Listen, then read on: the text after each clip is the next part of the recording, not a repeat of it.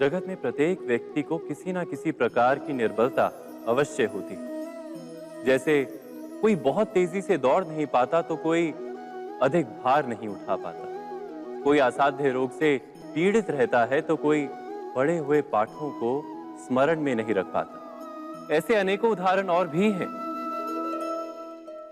क्या आप किसी ऐसे व्यक्ति को जानते हैं जिसे सब कुछ प्राप्त हो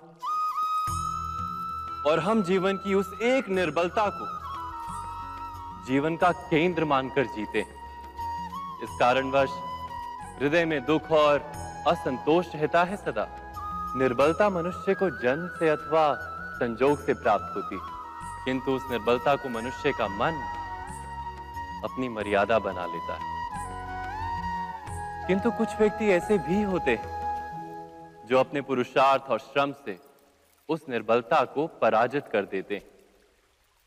क्या भेद है उनमें और अन्य लोगों में?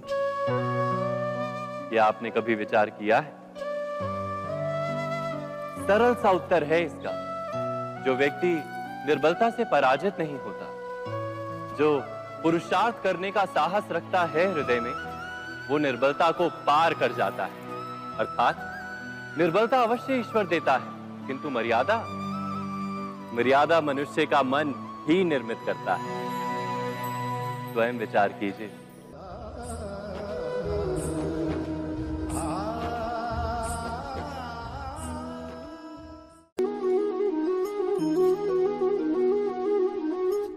भविष्य का दूसरा नाम है संघर्ष। हृदय में आज इच्छा होती है और यदि पूर्ण नहीं हो पाती तो हृदय भविष्य की योजना बनाता है। भविष्य में इच्छा पूर्ण होगी ऐसी कल्पना करता रहता है, किंतु जीवन ना तो भविष्य में है ना अतीत में। जीवन तो इस क्षण का नाम, अर्थात इस क्षण का अनुभव ही जीवन का अनुभव। पर हम ये जानते हुए भी इतना सा सत्य समझ नहीं पाते। या तो हम बीते हुए समय के स्मरणों को घेर कर बैठे रहते हैं, या फिर आने वाले समय के लिए हम योजनाएं बनाते रहते हैं और जीवन जीवन बीत जाता है। एक सत्य यदि हम हृदय में उतार लें कि ना हम भविष्य देख सकते हैं, ना ही भविष्य निर्मित कर सकते हैं, हम तो केवल धैर्य और साहस के साथ भविष्य को आलिंगन दे सकते हैं, स्वागत कर सकते हैं भविष्य का। तो क्या जीवन का हर पल जीवन से नहीं भर जाएगा? स्वयं विचार कीजिए।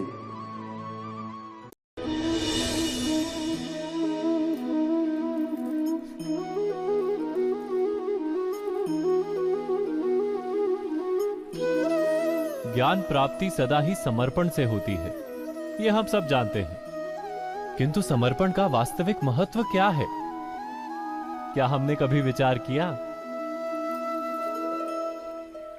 मनुष्य का मन सदा ही ज्ञान प्राप्ति में विभिन्न बाधाओं को उत्पन्न करता है।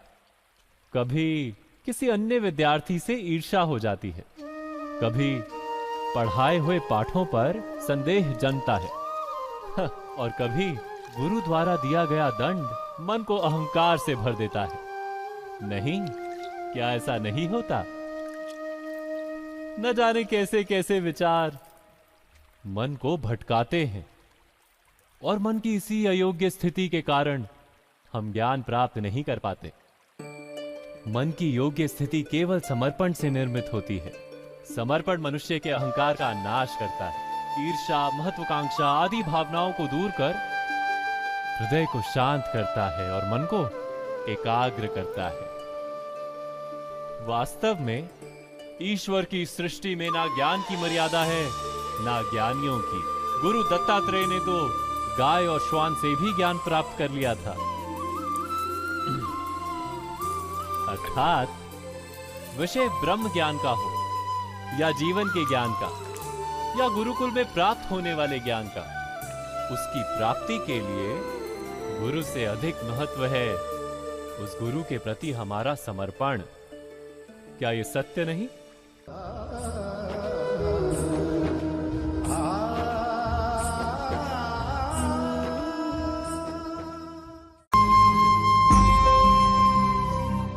प्रत्येक मनुष्य के जीवन में ऐसा क्षण अवश्य आता है जब सारे स्वप्न, सारी आशाएं, सारे दृश्य ध्वस्त हो जाते हैं। जीवन के सारे आयोजन ही बिखर जाते हैं। एक और धर्म होता है और दूसरी ओर सुख। इसी को धर्म संकट कहते हैं। जब धर्म का वहन ही संकट हो और धर्म का त्याग ही सुख हो। विचार कीजिए, कभी किसी स्वजन के विरुद्ध सत्य बोलने का अवसर प्राप्त हो जाता है, कभी ठीक दरिद्रता के समय सरलता से चोरी करने का मार्ग प्राप्त हो जाता है, कभी किसी शक्तिशाली राजनेता या राजा के कर्मचारी का अधर्म प्रकट हो जाता है। सबके जीवन में ऐसी घटना बनती ही रहती है। अधिकतर लोग ऐसे किसी क्षण को धर्म संकट के रूप में जान ही नहीं पाते। हमें किसी प्रकार के संघर्ष का अनुभव ही नहीं होता। सहजता से सुख की ओर खींचे चले जाते हैं, जैसे मक्खी गुड़ की ओर खींची चली जाती। वास्तव में धर्म संकट का क्षण ईश्वर के निकट जाने का क्षण होता है। यदि हम संघर्षों से भयभीत ना हो, सुख की ओर आकर्षित ना हो, अपने धर्म पर दृढ़ रहे, तो ईश्वर का साक्षात्कार दूर नहीं।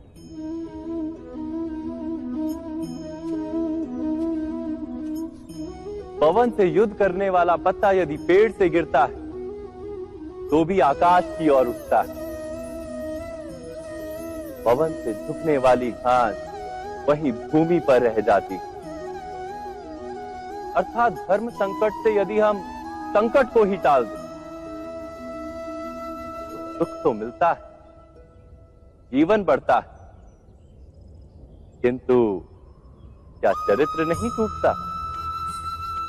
क्या आत्मा दरिद्र नहीं हो जाती? क्या ईश्वर से अंतर नहीं हो जाता? स्वयं विचार कीजिए। दो व्यक्ति जब निकट आते हैं तो एक दूसरे के लिए सीमाएं और मर्यादाएं निर्मित करने का प्रयत्न अवश्य करते हैं। हम यदि सारे संबंधों पर विचार करें तो देखेंगे कि इन सारे संबंधों का आधार यही सीमाएं हैं जो हम दूसरों के लिए निर्मित करते हैं। और यदि अनजाने में भी कोई अन्य व्यक्ति इन सीमाओं को तोड़ता है तो उसी क्षण हमारा हृदय क्रोध से भर जाता है। इन सीमाओं का वास्तविक रूप क्या है? क्या हमने कभी विचार किया? सीमाओं के द्वारा हम दूसरे व्यक्ति को निर्णय करने की अनुमति नहीं देते। अपना निर्णय उस व्यक्ति पर थोपते, अर्थात किसी की स्वतंत्रता का अस्वीकार करते हैं हम। और जब स्वतंत्रता का अस्वीकार किया जाता है तो उसका हृदय दुख से भर जाता है। और जब वो सीमाओं को तोड़ता है तो हमारा हृदय क्रोध से भर जाता है। क्या ऐसा नहीं होता?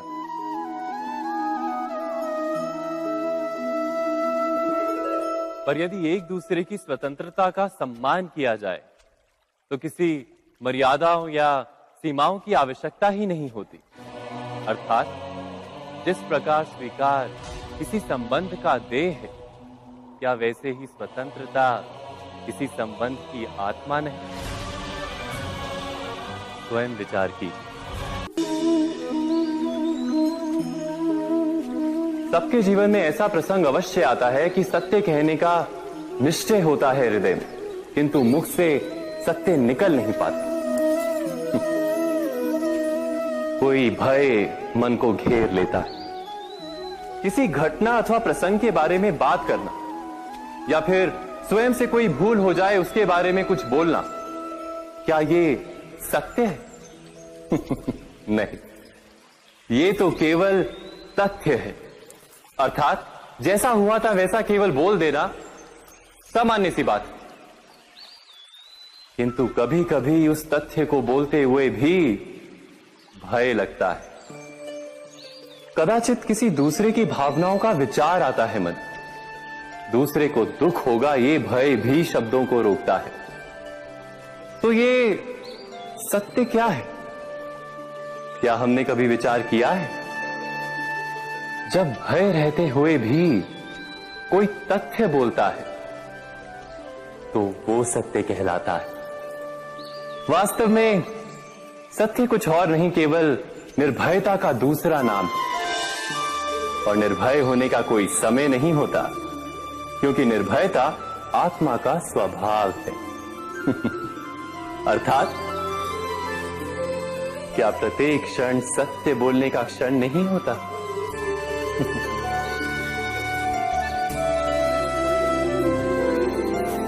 स्वयं विचार कीजिए।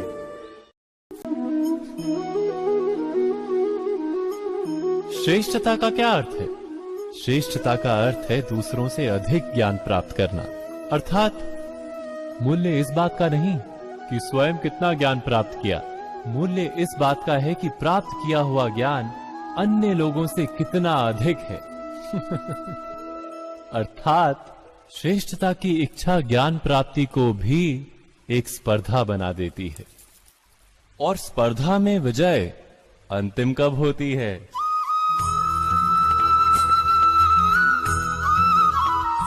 कुछ समय के लिए तो श्रेष्ठ बना जा सकता है, किंतु सदा के लिए कोई श्रेष्ठ नहीं रह पाता।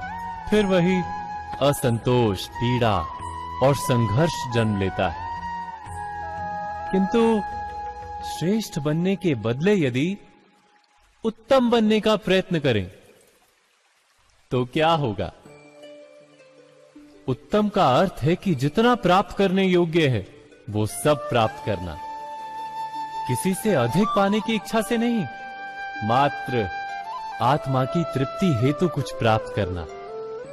उत्तम के मार्ग पर किसी अन्य से स्पर्धा नहीं होती, स्वयं अपने आप से स्पर्धा होती है।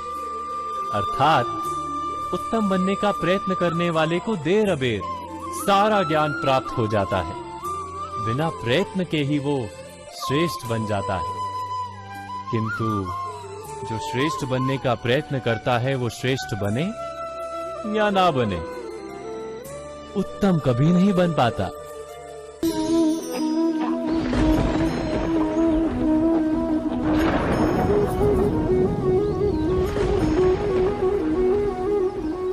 सपनों और पूर्वाभासों के आधार पर हम भविष्य के सुख दुख की कल्पना करते हैं। भविष्य के दुख का कारण दूर करने के लिए हम आज योजना बनाते हैं। किंतु कल के संकट को आज निर्मूल करने से हमें लाभ मिलता है या हानि पहुंचती है, ये प्रश्न हम कभी नहीं करते। सत्य तो ये है कि संकट और उसका निवारण साथ जनते हैं, व्यक्ति के लिए भी और सृष्टि के लिए भी। नहीं, आप अपने भूतकाल का स्मरण कीजिए, इतिहास को देखिए, आप तुरंत ही ये जान पाएंगे कि जब जब संकट आता है तब तब उसका निवारण करने वाली शक्ति भी जन्म लेती है। यही तो जगत का चलन है। वस्तुतः संकट ही शक्ति के जन्म का कारण है। प्रत्येक व्यक्ति जब संकट से निकलता है तो एक पद आगे बढ़ा होता है, अधिक चमकता है, आत्मविश्वास से अधिक भरा होता है, न केवल अपने लिए अपितु विश्व के लिए भी। क्या ये सत्य नहीं? वास्तव में संकट का जन्म है एक अवसर का जन्म, अपने आप को बदलने का, अपने विचारों को ऊंचाई पर करने का अवसर, अपनी आत्मा को बलवान और ज्ञान मंडित बनाने का अवसर। जो ये कर पाता है उसे कोई संकट नहीं होता, किंतु जो ये नहीं कर पाता वो तो स्वयं एक संकट है विश्व के लिए। विचार कीजिए।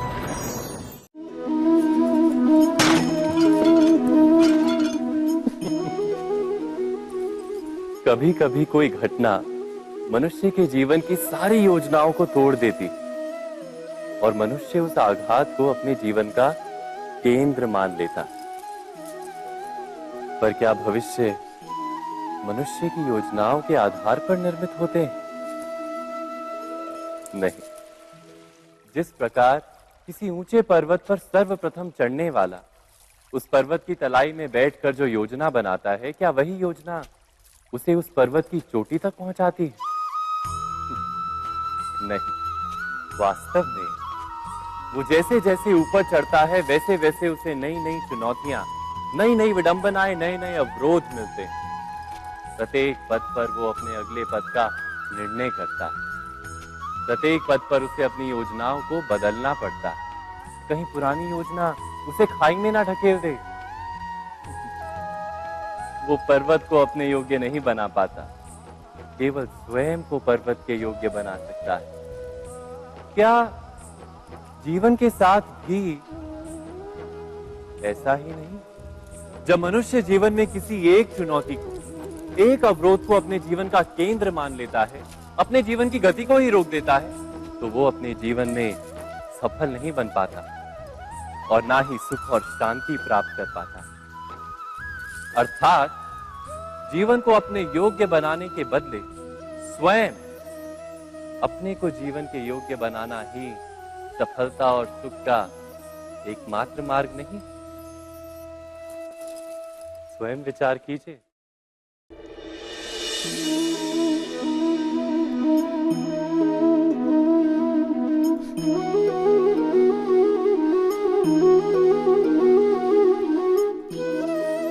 जीवन का हर क्षण निर्णय का क्षण होता है। प्रत्येक पद पर दूसरे पद के विषय में कोई निर्णय करना ही पड़ता है और निर्णय अपना प्रभाव छोड़ जाता है। आज किए गए निर्णय भविष्य में सुख अथवा दुख निर्मित करते हैं, ना केवल अपने लिए, अपने परिवार के लिए भी, आने वाली पीढ़ियों के लिए भी। जब कोई दुविधा सामने आती है तो मन व्याकुल हो जाता है, अनिश्चय से भर जाता है। निर्णय का वो क्षण युद्ध बन जाता है और मन बन जाता है युद्ध भूमि। अधिकतर निर्णय हम दुविधा का उपाय करने के लिए नहीं, केवल मन को शांत करने के लिए लेते हैं। पर क्या कोई दौड़ते हुए भोजन कर सकता है? नहीं। तो क्या युद्ध से जूझता हुआ मन कोई योग्य निर्णय ले पाएगा? वास्तव में शांत मन से जब कोई निर्णय करता है तो अपने लिए सुखद भविष्य बनाता है, किंतु अपने मन को शांत करने के लिए जब कोई निर्णय करता है तो वो व्यक्ति भविष्य में अपने लिए कांटों भरा वृक्ष लगाता है। स्वयं विचार कीजिएगा।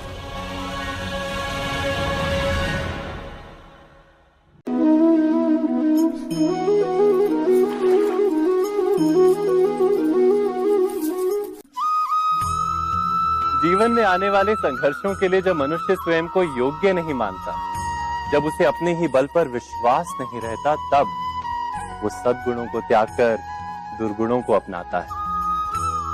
वस्तुतः मनुष्य के जीवन में दुर्जनता जन्म ही तब लेती है जब उसके अंतर में आत्मविश्वास नहीं होता।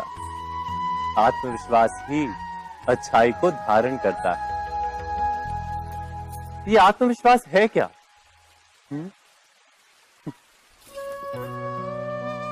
जब मनुष्य ये मानता है कि जीवन का संघर्ष उसे दुर्बल बनाता है, तो उसे अपने ऊपर विश्वास नहीं रहता। वो संघर्ष के पार जाने के बदले संघर्ष से छूटने के उपाय ढूंढने लगता है।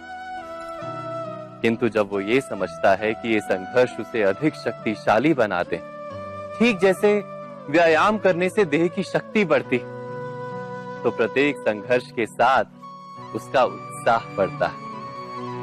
अर्थात आत्मविश्वास और कुछ भी नहीं, मन की स्थिति, जीवन को देखने का दृष्टिकोण मात्र है। और जीवन का दृष्टिकोण तो मनुष्य के अपने वश में होता है।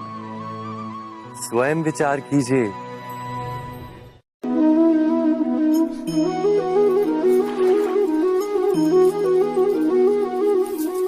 पिता सदा ही अपने संतान के सुख की कामना करते हैं, उनके भविष्य की चिंता करते रहते हैं। इसी कारणवश सदा ही अपने संतानों के भविष्य का मार्ग स्वयं निश्चित करने का प्रयत्न करते रहते हैं। जिस मार्ग पर पिता स्वयं चला है, जिस मार्ग के कंकर पत्थर को स्वयं देखा है, मार्ग की छाया, मार्ग की धूप को स्वयं जाना है, उसी मार्ग पर उसका पुत्र भी चले, यही इच्छा रहती है हर पिता की। निस्संदेह उत्तम भावना है ये, किंतु 3 प्रश्नों के ऊपर विचार करना हम भूल ही जाते हैं। कौन से प्रश्न?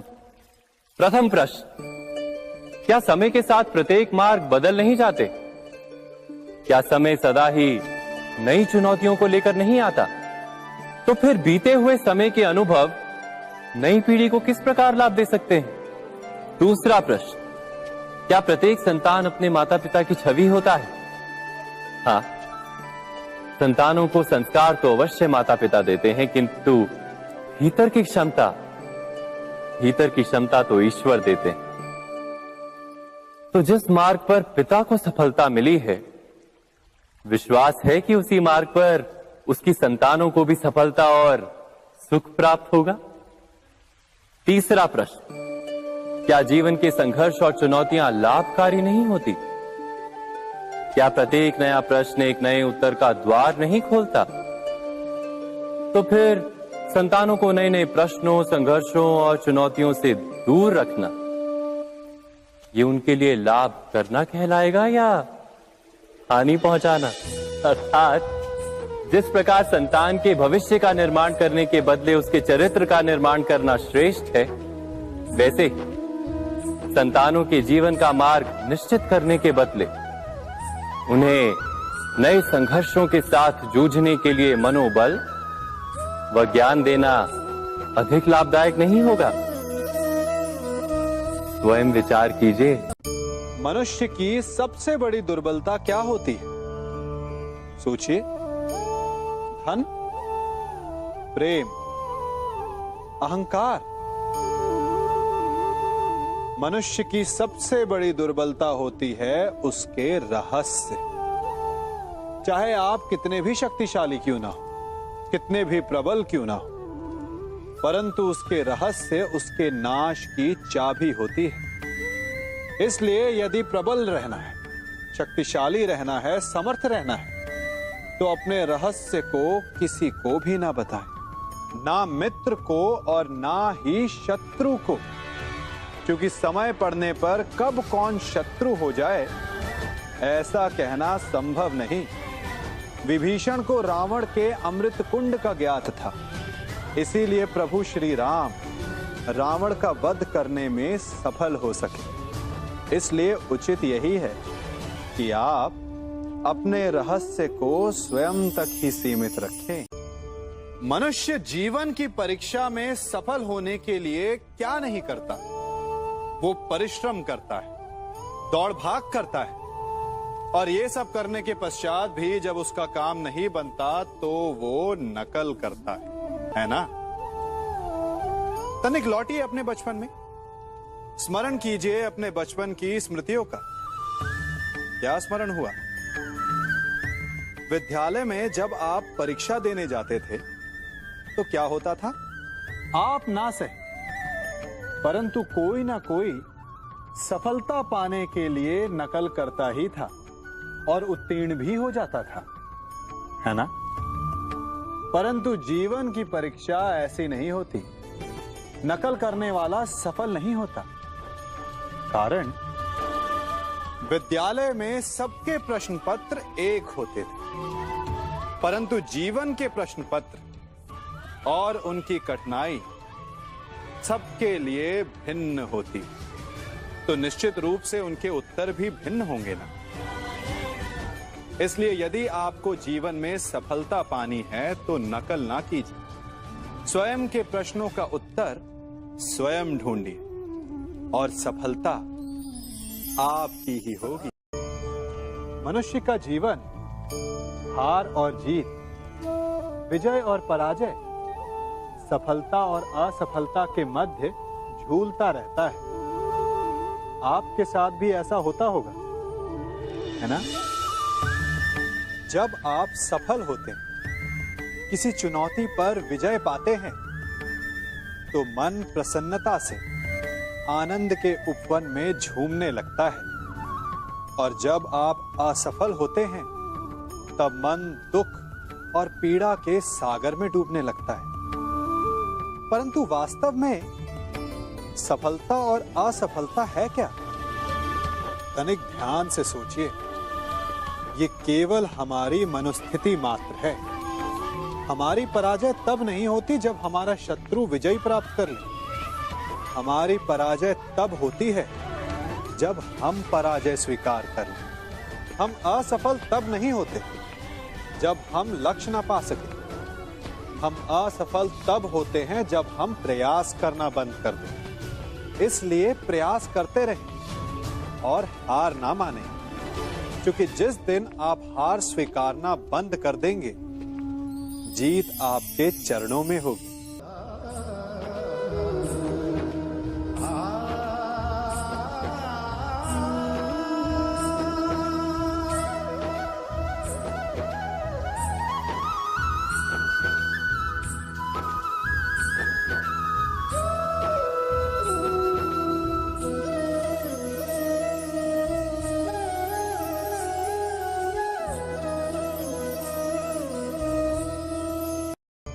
आप सबने बरगद के वृक्ष को तो देखा ही होगा।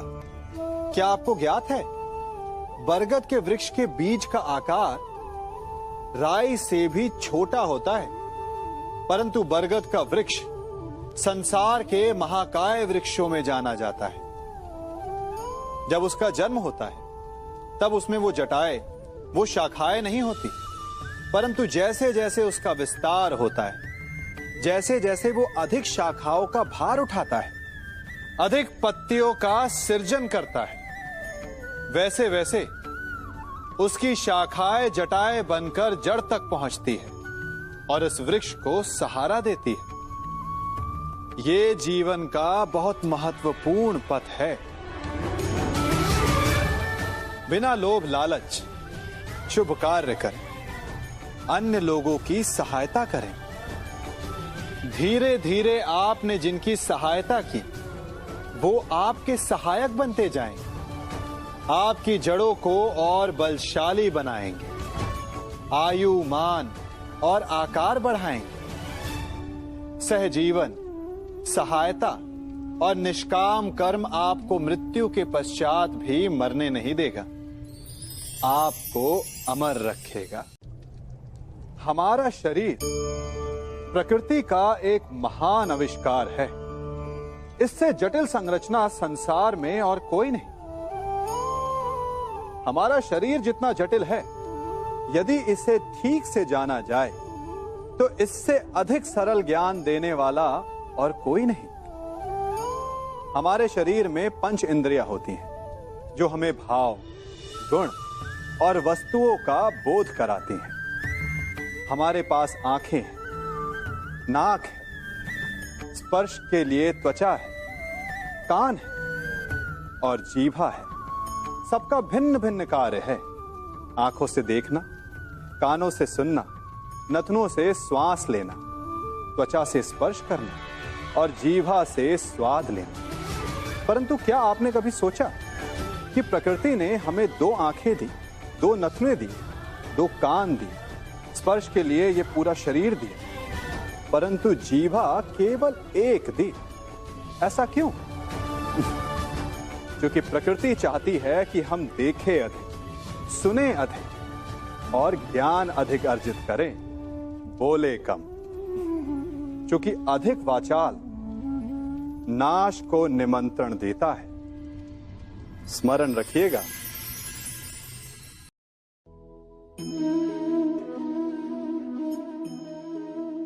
ये सदा यही कहते आए कि यदि आगे बढ़ना है तो अपनों का साथ दो। सत्य कहते हैं, अपनों का साथ देना ही चाहिए। परंतु साथ देने से पूर्व ये अवश्य पहचान लेना चाहिए कि अपने हैं कौन। क्या अपने वही होते हैं जिनके साथ हमारा रक्त संबंध होता है, या अपने मित्र? अपने वो होते हैं जो हमें सद्कार्य के लिए प्रेरित करें, हमें आगे बढ़ाएं, हमारा साथ दें।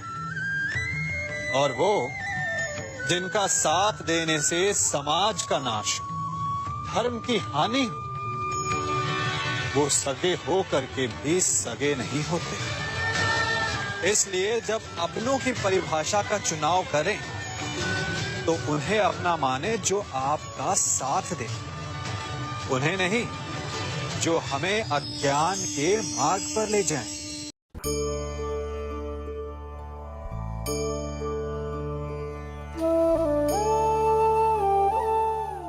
आप जिनसे प्रेम करते हैं सदा उनके समीप रहना चाहते हैं, नहीं चाहते कि कभी अपनों से दूर होना पड़े, बिछड़ना पड़े।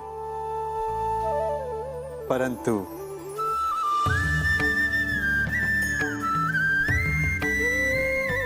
एक समय के पश्चात अपनों से दूर हो जाना उन्नति के लिए आवश्यक है। आप माता पिता हैं ना, यदि आप अपनी संतान के जीवन के हर पग पर उनका मार्गदर्शन करते रहेंगे तो आपकी संतान स्वयं मार्ग चुनना कैसे सीखेगी? मार्ग के कांटों से स्वयं को बचाना कैसे सीखेगी? इसीलिए एक समय के पश्चात अपनों से बनाई गई दूरी सदा लाभदायक रहती है। आज मैं आप सबको एक कथा सुनाता हूं। एक दिन प्रातः एक व्यापारी अपने घर से निकला। घर से निकलते ही एक बिल्ली ने उस व्यापारी का मार्ग काट दिया। व्यापारी घबरा गया, वो फिर से घर लौट गया और शुभ घड़ी की प्रतीक्षा करने लगा। और जब वो पुनः अपने घर से निकला तब वो वाहन जा चुका था जिससे राजा तक पहुंचकर उसे भेंट देनी थी। राजा को भेंट नहीं मिली। राजा क्रोधित हो गए। राजा ने उस व्यापारी का व्यापार बंद करवा दिया। इस कारण व्यापारी क्रोधित होकर घर पर अपनी पत्नी से लड़ बैठा। पत्नी अपने बच्चों समेत मैके वापस चली गई और उस व्यापारी के जीवन में यदि कुछ रह गया था तो केवल अंधकार।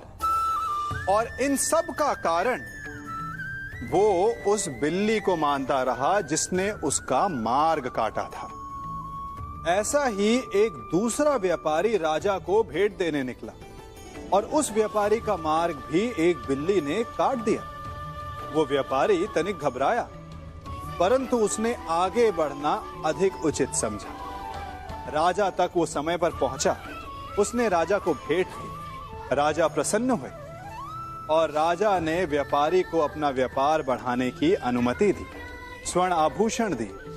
जब व्यापारी घर पर पहुंचा तो पत्नी को आभूषण और अपने बच्चों को देने के लिए वस्त्र थे उसके पास।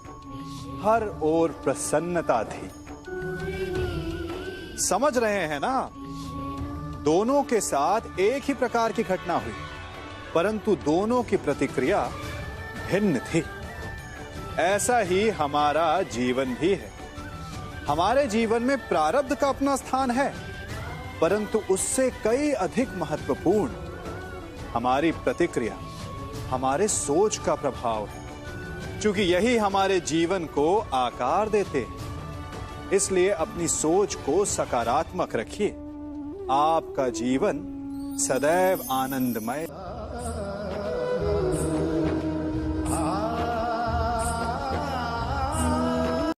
हम सभी अपने जीवन में कोई ना कोई कार्य करते हैं।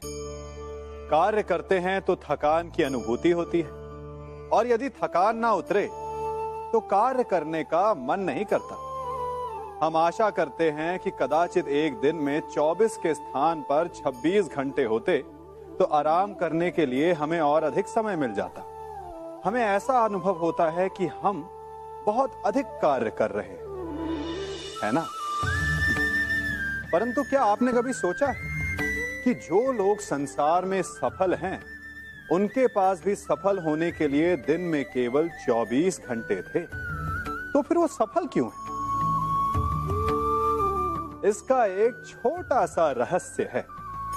वो कार्य चुनते हैं जो उन्हें प्रिय है, जिसे करने में उन्हें आनंद आता है। उन्हें लगता ही नहीं कि वो कार्य कर रहे हैं, उन्हें लगता है कि वो प्रतिपल आनंद मना रहे हैं। और जब आप आनंद मनाते हैं तो थकान कैसी? इसलिए यदि आप जीवन में कोई भी कार्य करें तो वो आपके मन को भाना चाहिए, या जो कार्य आप कर रहे हैं उसे अपने मन को भा देने दो। सफलता आपको मिलेगी। कभी सोचा है हमारा जीवन भी उस रेत की घड़ी की भांति है? जो रेत नीचे गिर चुकी है वो हमारा अतीत है, जो अब भी ऊपर है वो हमारा आने वाला भविष्य है, और वर्तमान ये संकुचित स्थल है जहां से धीरे धीरे करके रेत गिर रही है। अर्थात हमारे पास जीने के लिए यही एक क्षण है। उसका उपयोग कैसे करना है ये हम पर निर्भर करता है। जो बीत गया उसका दुख मनाना है, या जो भविष्य में होने वाला है उसकी प्रतीक्षा में क्रोध करना है। सब कुछ करने के लिए यही एक क्षण है। प्रसन्न रहना है तो उसके लिए भी यही एक पल है। प्रतीक्षा करते रहोगे तो ये पल भी भूतकाल में बदल जाएगा। इसलिए आनंद के लिए, परोपकार के लिए प्रतीक्षा ना कीजिए। आपके पास जो पल है उनका भरपूर सदुपयोग कीजिए, क्योंकि इस घड़ी को पलटकर आप फिर से समय अवश्य गिन सकते हैं, परंतु अपना बीता हुआ समय आप वापस नहीं लौटा पाएंगे।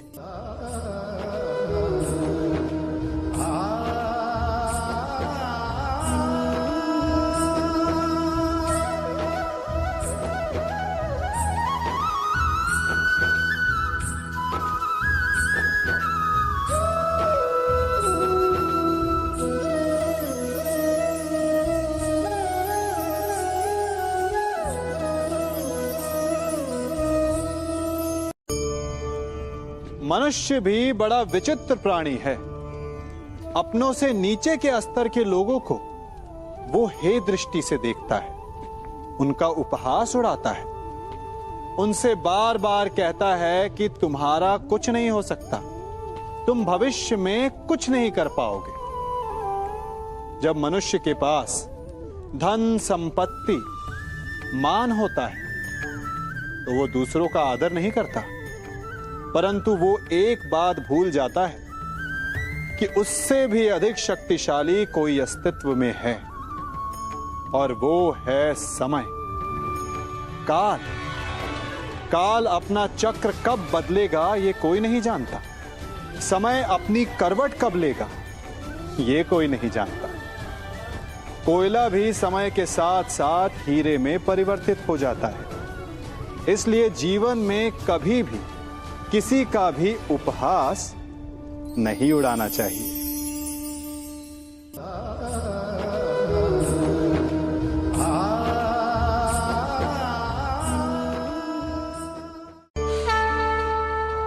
गर्व, अभिमान और अहंकार, ये तीनों सुनने में एक जैसे लगते हैं, परंतु तीनों का अर्थ भिन्न होता है और परिणाम भी। तीनों का आरंभ प्रेम से होता है। स्वयं से प्रेम, परिश्रम हमारे मन में गर्व को जन्म देता है, और सफलता अभिमान जगाती है। यहां तक ठीक है, परंतु जब ये भावना अहंकार बन जाती है तब वो समस्या बन जाती है, क्योंकि सबसे बुरा अंत अहंकारी का ही होता है। परंतु मनुष्य के लिए पहेली यही है कि पहचाना कैसे जाए कि अहंकार जग गया है और उसका दमन आवश्यक है। इसका उत्तर मैं नहीं, आपका मन देगा। जब तक आप स्वयं से प्रसन्न हैं, जब तक आप सबसे ऊंचा उठने का प्रयास कर रहे हैं, तब तक ठीक है। परंतु जब आपके मन में दूसरों को नीचा समझने का भाव आ जाए तो सावधान हो जाइए, क्योंकि यही अहंकार है जो वास्तव में आपको हीन कर रहा है।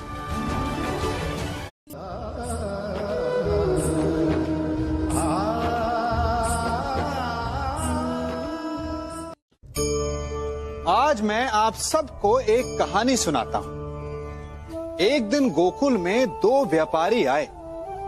एक व्यापारी शहद का था, बड़ा मीठा शहद था उसका, परंतु वो गोकुल में टिक नहीं पाया। उसके व्यापार ने घाटा खाया और शीघ्र ही वो गोकुल छोड़कर चला गया। और दूसरा व्यापारी मिर्च का था। पहले दिन वो एक पोटली लाया और दूसरे ही दिन वो पूरी बैलगाड़ी भर कर लाया। और धीरे धीरे पूरी मथुरा में उसकी धाक जम गई। मुझे बड़ा आश्चर्य हुआ, तो मैंने बाबा से पूछा कि ऐसा क्यों कि एक मीठे शहद का व्यापारी कंगाल हो गया और एक मिर्च का व्यापारी धीरे धीरे नगर सेठ बन गया। बाबा मुस्कुराए और उन्होंने कहा कि मीठी बोली बोलने वाले की तीखी मिर्च भी बिक जाती है, और जो कड़वी बोली बोलता है उसका मीठा शहद भी नहीं बिकता। वाह, कितने उत्तम विचार हैं उनके, और उचित ही है। मनुष्य अपने जीवन में सदैव अपने वचनों से उठता है और अपने वचनों से ही गिरता है। इसलिए अपने जीवन में सदैव मीठी बोली बोलने का प्रयास कीजिए, आपका जीवन सरल हो जाएगा। मनुष्य की सबसे बड़ी दुर्बलता क्या होती है? सोचिए। धन, प्रेम, अहंकार। मनुष्य की सबसे बड़ी दुर्बलता होती है उसके रहस्य। चाहे आप कितने भी शक्तिशाली क्यों ना हो, कितने भी प्रबल क्यों ना हो, परंतु उसके रहस्य उसके नाश की चाबी होती है। इसलिए यदि प्रबल रहना है, शक्तिशाली रहना है, समर्थ रहना है, तो अपने रहस्य को किसी को भी ना बताएं, ना मित्र को और ना ही शत्रु को, क्योंकि समय पड़ने पर कब कौन शत्रु हो जाए ऐसा कहना संभव नहीं। विभीषण को रावण के अमृत कुंड का ज्ञात था, इसीलिए प्रभु श्री राम रावण का वध करने में सफल हो सके। इसलिए उचित यही है कि आप अपने रहस्य को स्वयं तक ही सीमित रखें।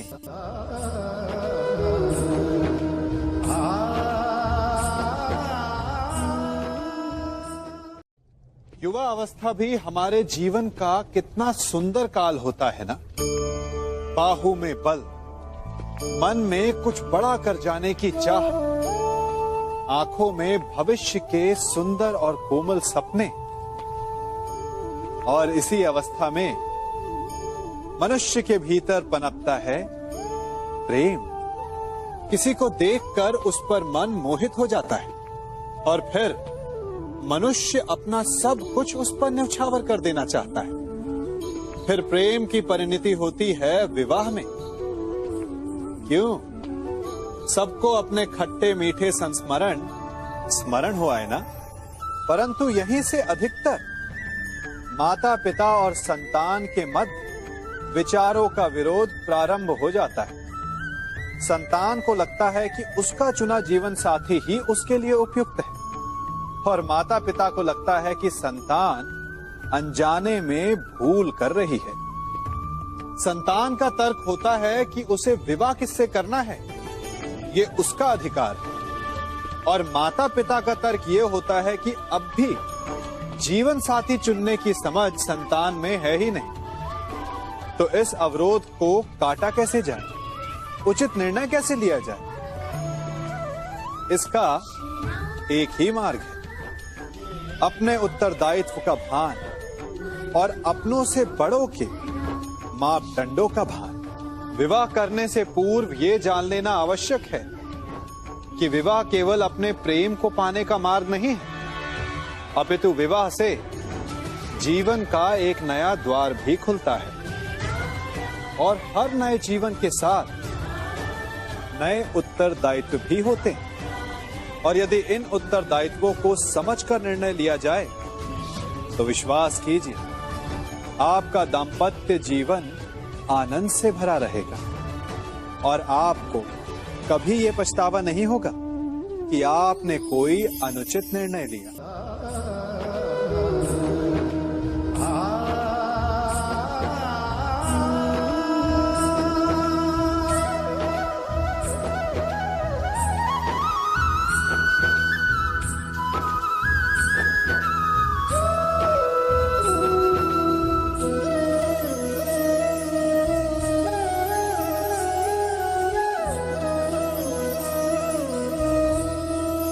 जब सागर का जल वाष्प बनकर उड़ता है तब वो हमें दिखाई नहीं देता।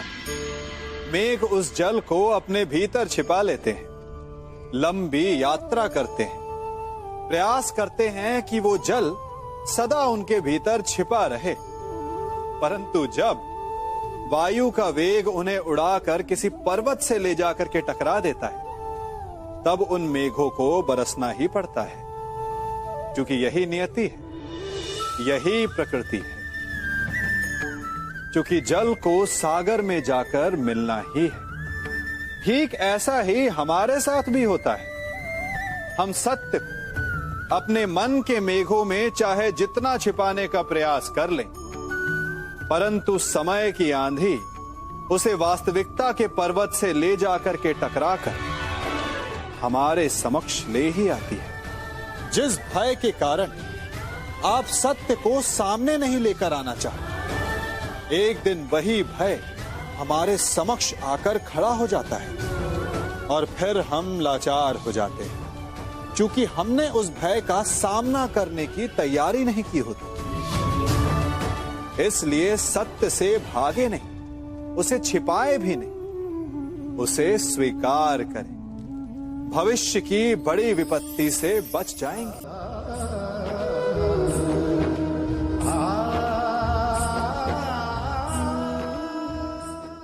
कभी कभी आप सबके जीवन में एक ऐसी विचित्र समस्या अवश्य आती है कि शक्तिशाली के समक्ष मौन हो जाओ।